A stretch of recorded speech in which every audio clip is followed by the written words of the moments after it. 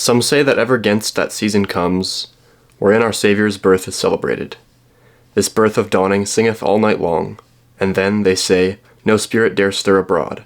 The nights are wholesome, then no planets strike. No fairy takes, nor witch hath power to charm, so hallowed and so gracious is the time. Merry Christmas, everybody, and today we're going over the December edition of the... No, I was about to say Reality Check newsletter. It's no longer Reality Check, it's Literary Devices. Good thing I caught myself there. And that excerpt from the opener today was from Shakespeare's Hamlet, so pretty famous. Although, when I read the poem, or the extract there, I didn't remember it being from Hamlet, but that's my bad. I should reread Hamlet more often. Okay, the penny of the month this month should be on the screen, and it is Bright Christmas, or Merry Christmas, depending on how you translate it, from Viggo Johansen. Now, the reason it has to be translated, the title, is because Viggo was originally Danish, okay? He's from Denmark, and he was born 1851, I believe.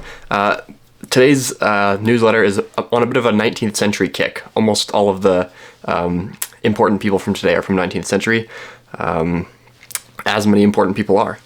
Now, Viggo was a part of a group of painters called the Skagen Group, or Skagen Club. I don't know exactly what it was called. Anyways, there was a group of Danish painters that met on the very north tip of Denmark. And if you kind of look at the map, Skagen is like right at the north tip there, and they met there every summer, and they painted. Now, I forget the French. It's like... Oh man, I'll put it on the screen. I can't remember. They did open air painting. Okay, so kind of like the Impressionists. They would sit outside with their easel and kind of try to capture like a natural scene. So realism as well, I suppose, in that sense. And yeah, they would paint not idealized scenes of classical Greece or medieval times, but would paint kind of everyday life. Maybe eating a meal together or going out for a walk, things like that. Which I guess the style, although maybe not depicting a summer scene from Skagen, but the style is the same. It's kind of an everyday life thing in Bright Christmas, where people are kind of just dancing around a Christmas tree in a house. Okay, our poem this month is kind of long. I'm not going to read the whole thing. Maybe just the last few stanzas here. It's by Henry Wadsworth Longfellow, okay, 1807, an American poet, very lyrical, stylized, sentimental, born in Maine, I believe. Anyways, and he had crazy sideburns. You see his photo on the screen. Okay, the last three stanzas of Christmas Bells go like this. It was if an earthquake rent the hearthstones of a continent, and made forlorn the households born of peace on earth, goodwill to men. And in despair I bowed my head, there is no peace on earth, I said, for hate is strong and mocks the song of peace on earth, goodwill to men. Then pealed the bells more loud and deep, God is not dead, nor doth he sleep. The wrong shall fail, the right prevail, with peace on earth, goodwill to men. Yeah, a very celebratory, happy poem, which, of course, it should be, being Christmas. Our quote of the month comes from famous philosopher, author, literary critic, apologist, poet, G.K. Chesterton. Whoa, stumbling over that one. He's also 19th century, I believe. And he was super prolific, okay? Like 80 books, 200 short stories, 4,000 essays, okay? The man liked to write. All the better to him, you know? All the aspiring authors out there think about writing a lot, but don't actually write that much. Whereas Chesterton had skin in the game. He's the real deal. And here is a quote about, a speculative quote about the nature of God. He says, because children have abounding vitality, because they are in spirit fierce and free, therefore they want things repeated and unchanged. They always say, do it again, and the grown-up person does it again until he is nearly dead. For grown-up people are not strong enough to exult in monotony, but perhaps God is strong enough to exult in monotony. It is possible that God says every morning, do it again to the sun, and every evening, do it again to the moon. It may not be automatic necessity that makes all daisies alike. It may be that God makes every daisy separately, but he has never got tired of making them. It may be that he has the eternal appetite of infancy, for we have sinned and grown old, and our Father is younger than we. Great quote. Okay, short story this month is part 7, I think now, of the novel I'm serializing. Working title, Treasure Valley. I'll change the title eventually when I get smart enough to change it to something cool. Anyways, in this part, we are back to Rory and Eric. Okay, we switched a while for a few months to Kian and Danny. Now we're back to Rory and Eric, and they have been captured by the Nemetonites, if I can call them that. Okay, the people living in Nemeton, they've been ripped from their tents in the middle of the night, put in jail, and down in their prison they discover a secret of Nemeton, and then they meet the Archdruid who decides their fate. Yeah, I don't know if it's like lots of plot happen, but there's some interesting conversations for sure. Okay, next up, etymology of the month. I've kind of pivoted from doing word of the month, which is a really short section, to doing etymology of the month, because it's more of a story. I can talk about more things. It's a longer blurb. So I think it's a better way of doing it. So the etymology of the month this time is for jumbo. The word jumbo, where do we get that? So if you've seen The Greatest Showman, I haven't, maybe I should soon, but it's a fictionalized account of the life of P.T. Barnum, who was a famous promoter and circus man and curator, museum curator from the 19th century in America. And he, where we pick up the story here, in the late 50s or early 60s, I think? No, sorry, mid 50s. Barnum has already made his fortune as a promoter. He's had many successful promotion tours throughout the U.S. And also overseas too, especially with General Tom Thumb. I'm not sure, that must be in the movie, come on. It's a very humorous little gig he has going on with that guy. And anyways, he's already made a fortune. Now he's like, okay, he doesn't quit, okay? This Barnum guy has no quit. He's like, I'm gonna like triple my fortune. Like, he's put it all on red. I'm gonna invest in the industrialization of Bridgeport, Connecticut. Okay, I'm sure he had his reasons. I don't know if I'm bullish on Connecticut, but he was. Okay, he put it all on red, and a few years later, the timeline did not work out. Okay, his investments fail, and he loses everything. Okay, and not only does he lose everything, he's publicly lambasted by like all the newspapers, celebrities. People are just like really down on him. And instead of just giving up, he remakes his fortune. He writes a book. He goes on a lecture tour explaining his mistakes and like how to make money and like what he should have done differently. What else does he do? He goes back to the promotion business because he understands it and makes his fortunes back. And then I think in 1862, he was kind of ready to start investing again. He had enough money. He had repaid his creditors for all the debts he had incurred.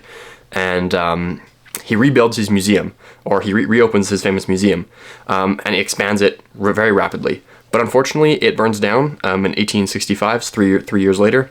And so he could have given up again, but he opens a new museum, and it also burns down. So he's like, this guy just keeps getting put down again and again, but he doesn't give up, okay? So he's 58 years old at this point. The museum burned down the second time. He could just quit. But no, he pivots into the circus business. So now he's a circus promoter. And he kind of like takes his museum and a lot of the oddities and gigs and things like that, and he takes them on the road, does a tour. It's extremely successful. This guy's a marketing genius, okay? And so he earns his fortune back. He's now rich and famous again. Everyone likes him. And his circus in 1882, which is now merged with another circus promoter called Bailey. I forget his first name, but the circus is now called Barnum and Bailey. They acquire a rather large elephant, okay, from the London Zoo, and they buy it for £2,000, which back then is like almost $500,000 Canadian. And an elephant comes not from London, of course, even though he was in the zoo there. He comes from Africa, and his name was originally Jumbe, which in Swahili means chief, because he's a very big elephant, right? The chief elephant. Now, the name is anglicized from Jumbi or Jumbi to Jumbo, and that's where we get the idea of jumbo from, because this very large elephant is named Jumbo, and the name is kind of, or the word is taken to and applied to things that are excessively large. So like jumbo shrimp, jumbo jet, or jumbotron, right? Like in the middle of the stadium. Anyways, very cool story there. Book recommendation. So this month's book recommendation is one I just finished reading for book club, and that is Thomas Hardy's The Woodlanders. Now, I've read one other Hardy novel before, and that being Return of the Native, so I kind of had one other thing to compare it to, and stylistically, I would say they're pretty similar.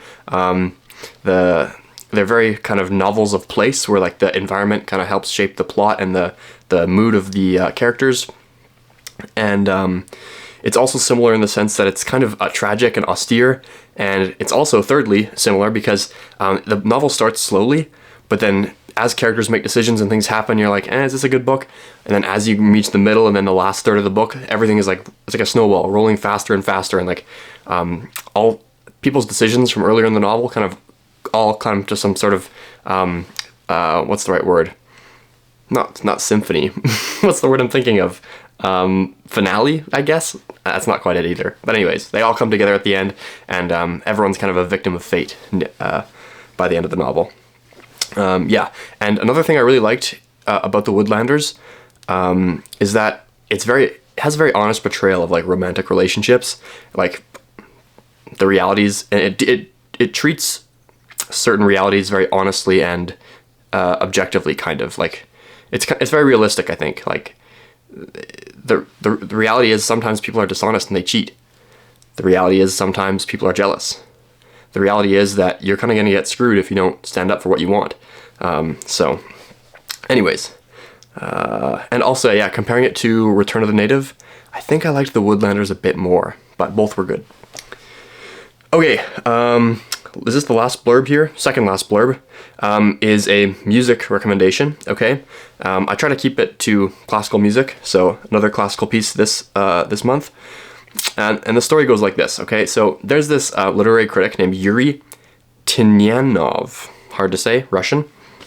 He is writing an essay, and he's studying Russian history for his essay, and he finds a very funny anecdote in a short story collection from 1870 called Stories of the Time of Paul I.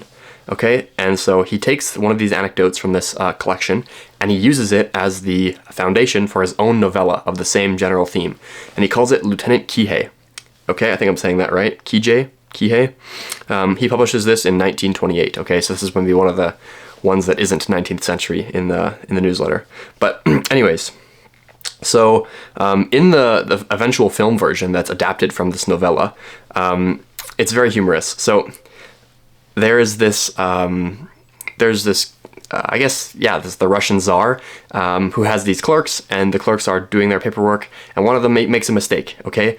And he adds a fake person to this list of officers due for promotion. And this fake person is named Lieutenant Kihei, okay? And it's a clerical error.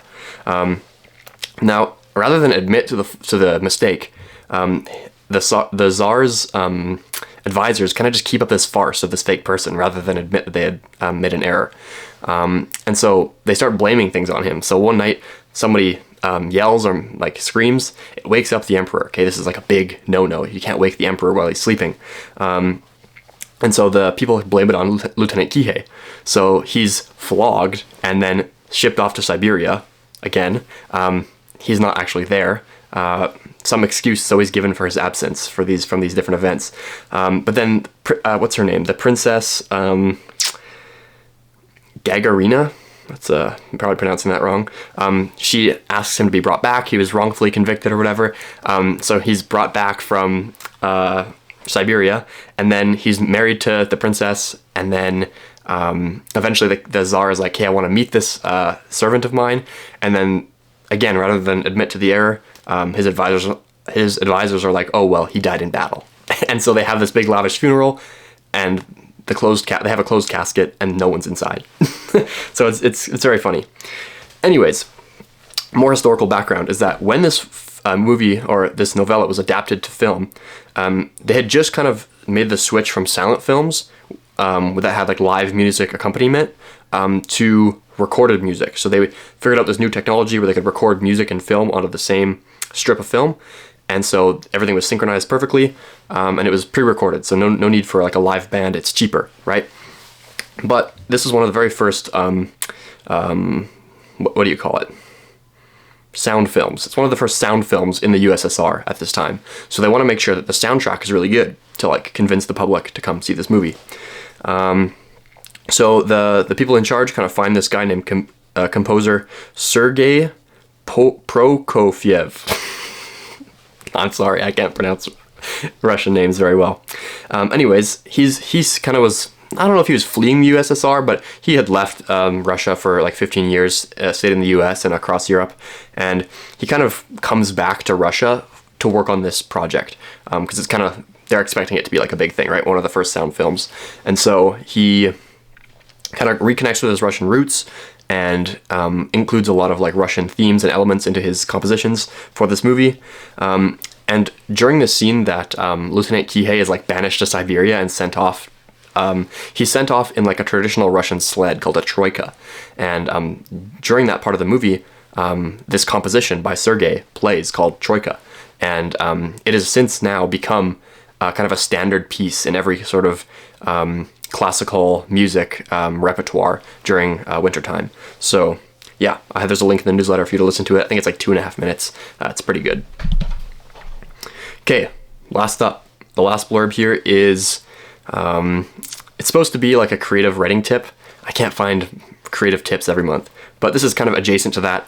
How do you work on your hobby more? Well, you be on the internet less. Okay, so this is the case for slow internet. So most people, right, they want to get off their devices, but they don't know how. They might try all sorts of strategies, but it doesn't always work, right? They put site app blockers, they try to use timers, they have all these other like productivity hacks, and our screen time report at the end of the week still looks like 4 hours a day or whatever. So my suggestion instead is, what if we could like slow down our internet speed intentionally? Because if you look at your screen time report, unless you're like a Clash Royale person, we're spending 4 hours a day on Clash Royale, probably you're on like Instagram Reels or Facebook Reels, TikTok, or YouTube, right? All video content, because video content is like the most engaging. So if we slow down the internet speed, you can still do Google searches, okay? You can still look up a recipe, you can still text your mom, you can still read an article, right? Those are all like good uses of the phone, but you can't watch video content, right? Because it takes too long for it to load. So you might like open up Instagram and everything's like, all the posts are gray because it can't load, and you're like, you just close it, right? So it doesn't limit your use of it doesn't like stop you from using your phone, but it like discourages like bad habits, right? So it forces you to think of like, is this piece of content worth waiting for? Yeah, probably not. But yeah, I think this is probably like a good way of like using our devices intentionally. So I don't know if that's even possible to slow your internet speed, but yeah, that's the idea. Okay, I think that's all. Thanks for listening. Thanks for reading. Thanks for subscribing. And I'll see you next month. Merry Christmas.